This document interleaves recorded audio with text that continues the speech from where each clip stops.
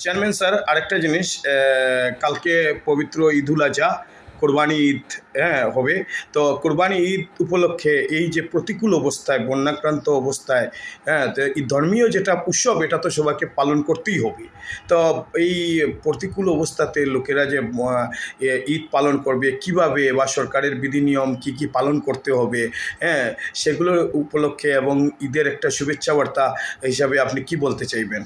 আচ্ছা দেখেন, মানে অনেকেই জানে ঈদ, কিন্তু এই যে ঈদুল আজহা বা ঈদুল আজহা বা মানে বকরি ঈদ যে আপনি বলছেন, এটা হলো মানে ব্যতিক্রমী, মানে এটা হলো গিয়া ত্যাগ, ভালোবাসার, মানে এটা মানে আমাদের বিশেষ করে আমাদের যে স্যাক্রিফাইস যে জিনিসটা আছে, এই ঈদের মাধ্যমে আমরা প্রকাশ করি, মানে মহান আল্লাহর নামে আমরা স্যাক্রিফাইস করি।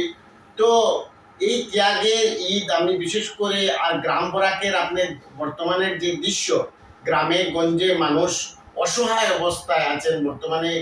বিগত কয়েকদিন ধরে বন্যায় বিভিন্ন এলাকা ঘুরে দেখেছি, অনেক হাইলাকান্দিরও অনেক জায়গা আছে যেখানে টিনের উপর দিয়ে জল যাচ্ছে।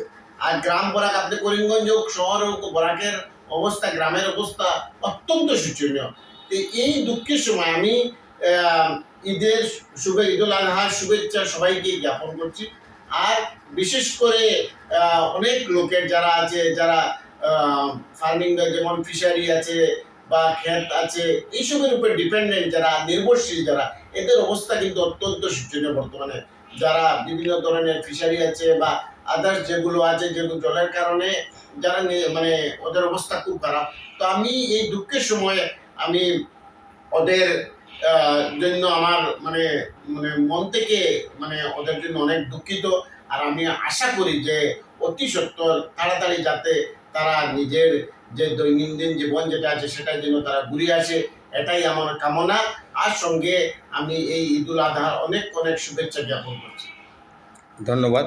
আচ্ছা, আরেকটা জিনিস, বিশেষ করে এই বকরি ঈদে যে বারবার সরকার কর্তৃক অনেক গাইডলাইন দেওয়া হয়েছে, বা বিভিন্ন প্রত্যেক মসজিদ, মাদ্রাসা, মানে ঈদগাহ কমিটির সেক্রেটারি, প্রেসিডেন্টকে নিয়ে এই নিয়ে আলোচনা হয়েছে বা নির্ধারিত গাইডলাইন দেওয়া হয়েছে।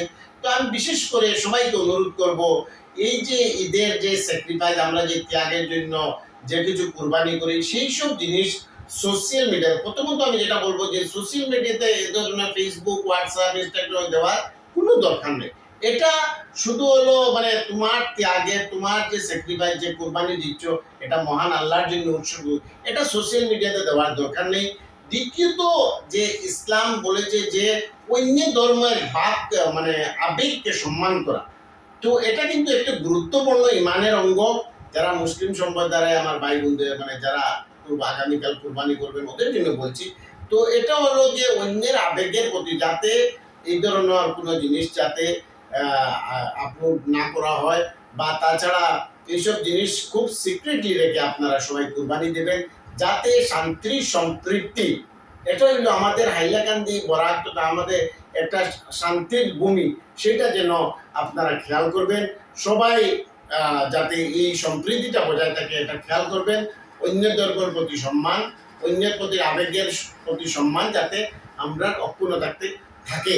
তাছাড়া বিশেষ করে যে ওয়েস্ট আছে, সেইগুলো যাতে নির্ধারিতভাবে গর্ত করে, যাতে কোনো ধরনের পরে গন্ধ বের হওয়ার জন্য, বা কোনো ধরনের ইনফেকশন যাতে না হয়, সেই জন্য আপনারা নির্ধারিতভাবে এই সময় সম্পূর্ণ জায়গায় আপনারা গর্ত করে এটা ভালোভাবে আপনারা করিয়ে দেবেন, যাতে কারোর অসুবিধা না হয়। কারণ অনেক সময় দেখা যায় এই জায়গায় সেই জায়গায় ফেলে দিলে পরে কুকুর বা অন্য কোনো জীবজন্তু সেটাকে নিয়ে অন্য জায়গায় অন্যত্র চলে যায়, সেটা থেকে অনেক অসুবিধা হয়। এই জন্য আপনারা সেফলি, ক্লিনলি আপনারা কালকের কোরবানিটা আদায় করবেন। সবার যাতে কোরবানি আল্লাহ কবুল করেন, এটাই আমার কামনা রইল। আর সবাই যাতে শান্তিতে থাকে, আমাদের বরাকে যাতে সবার মধ্যে সম্প্রীতি থাকে, এটাই আমি কামনা করি। ধন্যবাদ। ধন্যবাদ।